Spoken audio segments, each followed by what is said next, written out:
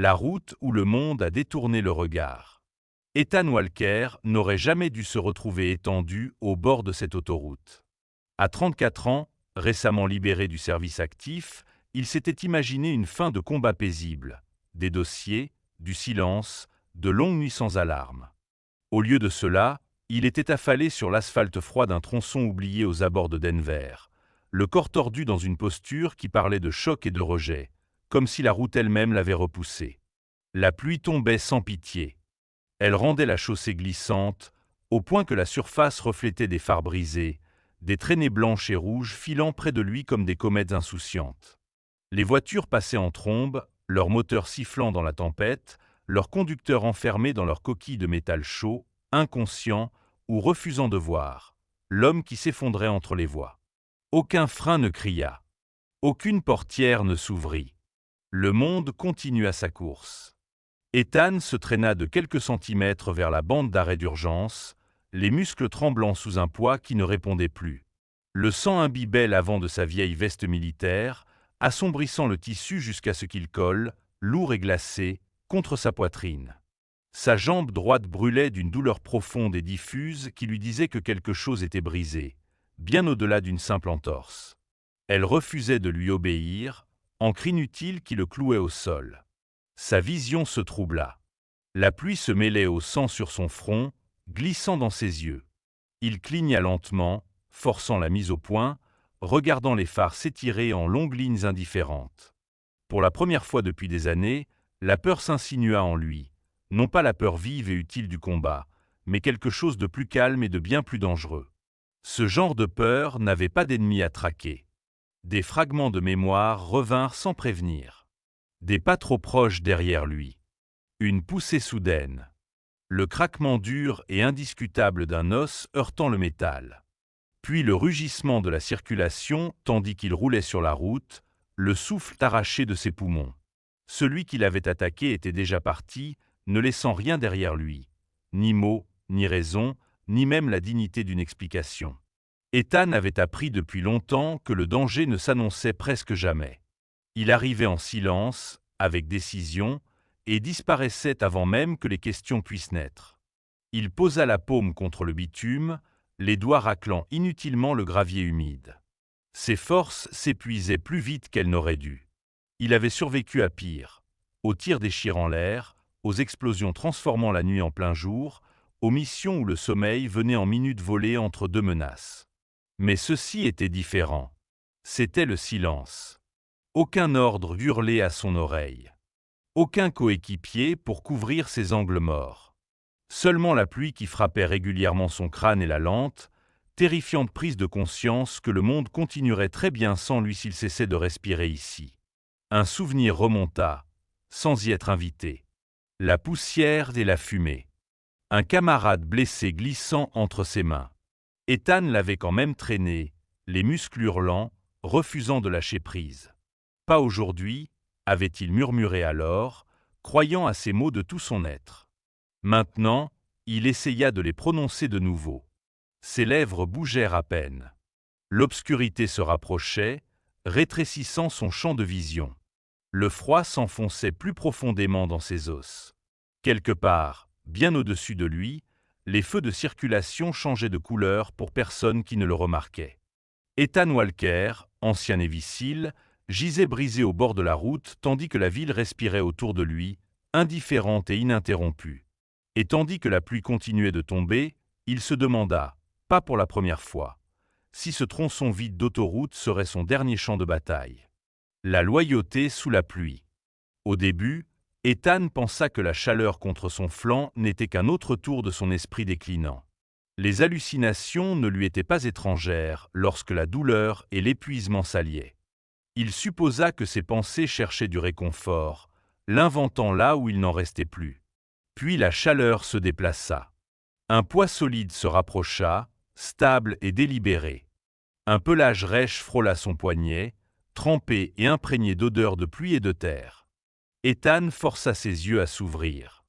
Un grand berger allemand se tenait au-dessus de lui, le corps placé en angle entre Ethan et la circulation qui arrivait.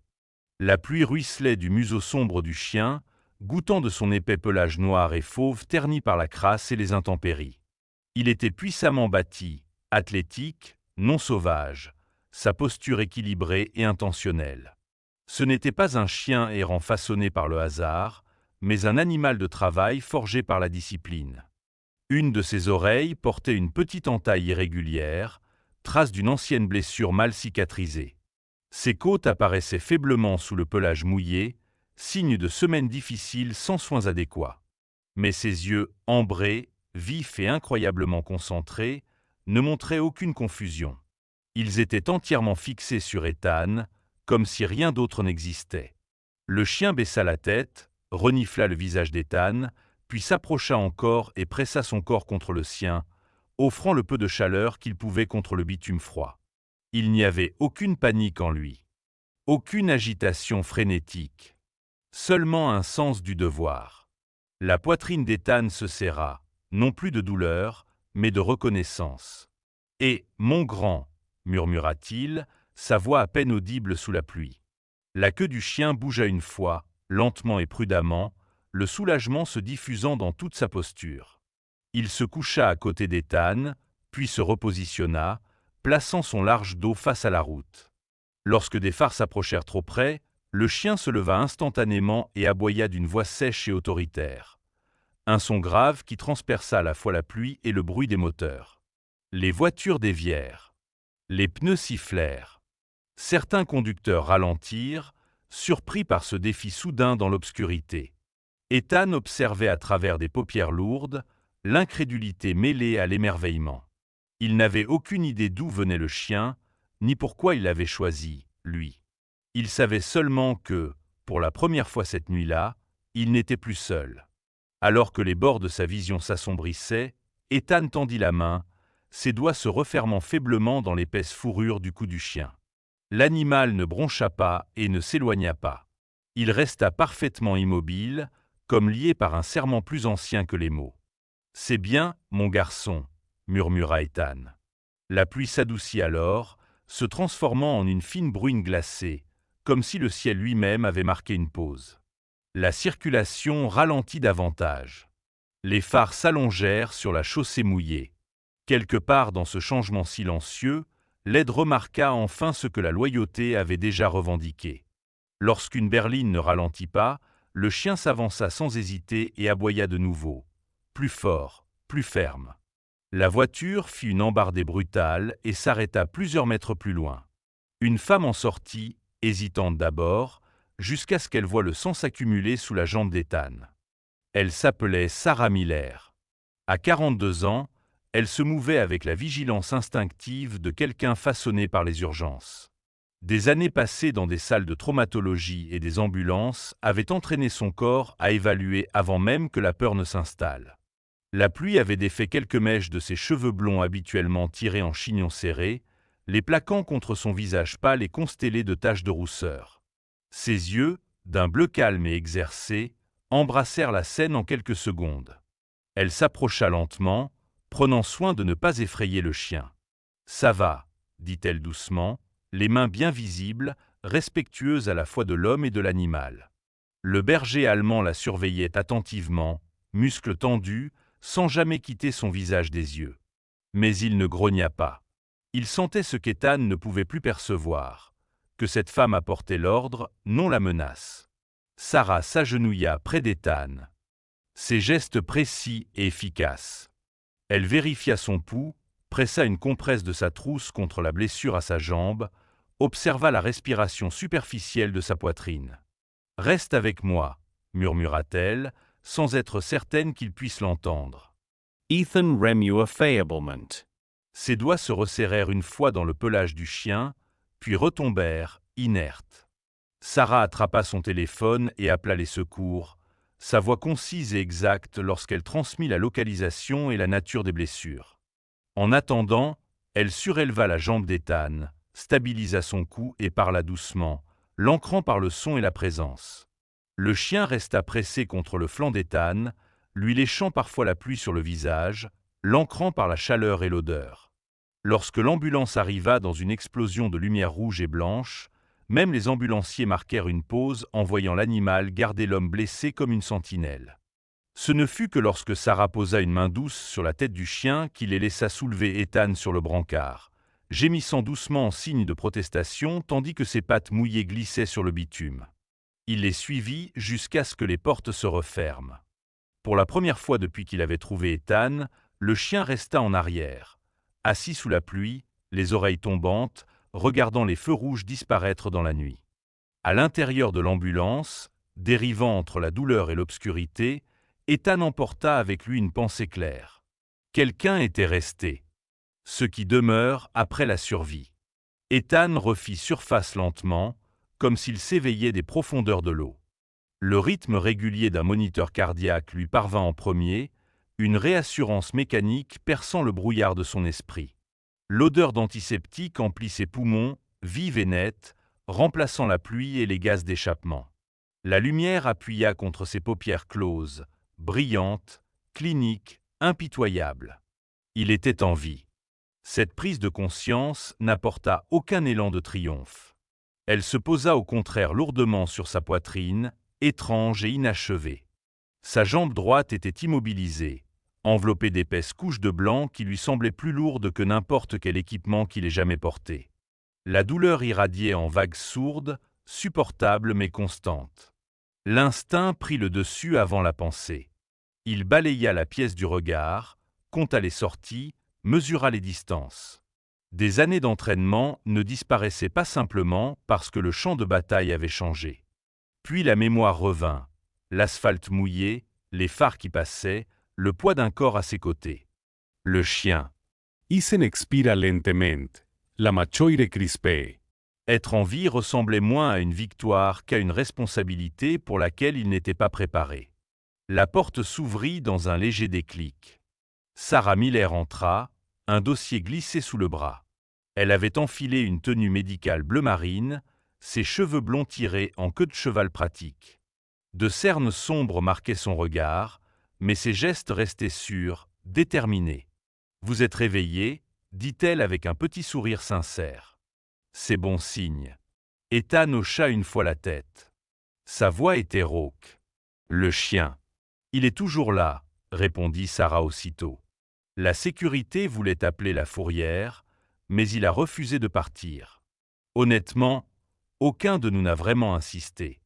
Un soulagement traversa le visage d'Ethan, discret mais indéniable. Sarah le remarqua. Elle avait déjà vu cette expression, la gratitude silencieuse de quelqu'un qui n'attendait plus la gentillesse. Plus tard, un homme grand aux cheveux poivre et sel et aux lunettes rectangulaires se présenta comme le docteur Michael Harris. Il parlait clairement, sans dramatisation. Fracture complexe. Hemorragie interne. L'opération s'était bien déroulée, mais la convalescence serait longue. Ethan écouta sans interrompre, absorbant chaque détail comme un briefing de mission. La douleur lui était familière. L'incertitude. Non. À l'approche des heures de visite, un léger trouble glissa dans le couloir. Le frottement assourdi de pattes, des voix basses. Sarah Revent. Cette fois sans le dossier. J'ai obtenu l'accord de l'administration, dit-elle. Juste une minute. Le berger allemand entra avec hésitation, les griffes cliquetant sur le carrelage. Il avait été nettoyé, bien que des traces de la nuit subsistent, l'oreille marquée de cicatrices, la prudence dans ses mouvements. Dès qu'il vit Ethan, toute retenue disparut. Sa queue remua une fois, contrôlée mais chargée de sens, et il traversa la pièce avec une urgence silencieuse. La poitrine d'Ethan se serra lorsque le chien posa sa tête contre le lit, chaud, solide, réel. Ethan tendit la main, ses doigts s'enfonçant dans l'épaisse fourrure. Le chien laissa échapper un grondement grave. Pas exactement de la joie, mais du soulagement. Pendant un long moment, aucun des deux ne bougea. Plus tard, une vétérinaire bénévole confirma ce qu'Ethan soupçonnait déjà. Pas de puce électronique. De vieilles cicatrices d'entraînement. Une mémoire musculaire façonnée par la discipline. Il appartenait à quelqu'un, dit-elle doucement. Quelqu'un de sérieux. Ethan baissa les yeux vers le chien. Il appartient quelque part maintenant, répondit-il, surpris par la certitude que portaient ces mots. La rééducation commença lentement, exigeant une patience qu'Ethan n'avait jamais maîtrisée au combat. Les jours se fondirent en un rythme minutieux de thérapie, de gestion de la douleur et de longues heures de réflexion qu'il ne pouvait plus fuir. Jacob Monroe, son kinésithérapeute, parlait franchement, sans compassion excessive. « On ne combat pas la guérison, » lui dit Jacob. « On travaille avec elle. » Max, car tel était son nom, assistait à chaque séance autorisée, allongé contre le mur avec une immobilité disciplinée. Quand Ethan faiblissait, Max se levait et poussait doucement son genou, sans exiger, simplement pour appeler. Sarah rendait souvent visite. Parfois en tenue médicale, parfois en jean et pull. Autour de pauses café silencieuses, des fragments de sa vie affleuraient, la perte, l'endurance, la décision de continuer à avancer même lorsque le deuil persistait.